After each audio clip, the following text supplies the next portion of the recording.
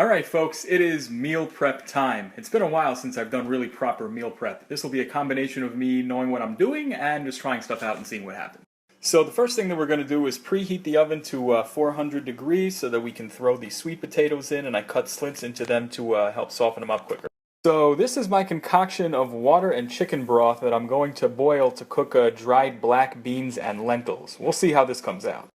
And my pot with the steamer insert, for which I'm going to boil water to steam the broccoli. First batch of broccoli, check, for 10 minutes. This is going to wind up being way too much stock for the black beans and lentils, but instead of measuring things out in advance, I usually just take notes on what not to do next time. So the first batch of broccoli is steamed up. That means the second batch of broccoli is in there, which means I now have room on the cutting board to start cutting veggies for the salad. The sweet potatoes are pretty daggone soft, but they could be just a little bit softer, so I'm going to just throw them back in the oven for 10 minutes and then they should be done. These beans and lentils are actually turning out really nicely, about between 5 and 10 more minutes, and I think they should be done. And about half an hour later, we have perfect beans and lentils.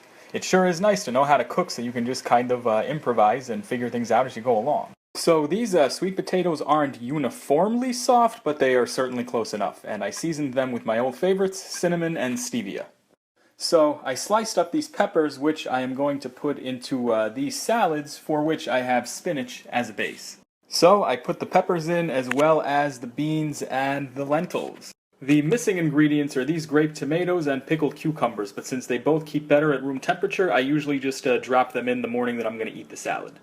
Oh yeah, and the other missing ingredient is this salad dressing straight from my produce market. Love it.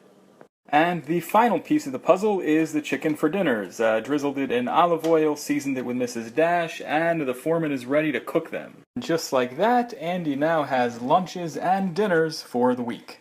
Now, I am not a professional chef by any means, but I do enjoy preparing meals in advance so I don't have to think about it during the week. Plus, I also enjoy cooking, so it's fun. So if you're watching this video on Facebook or YouTube or any place that's not Snapchat, you can follow me on Snapchat for more stuff like this. Screen name is right below my chin.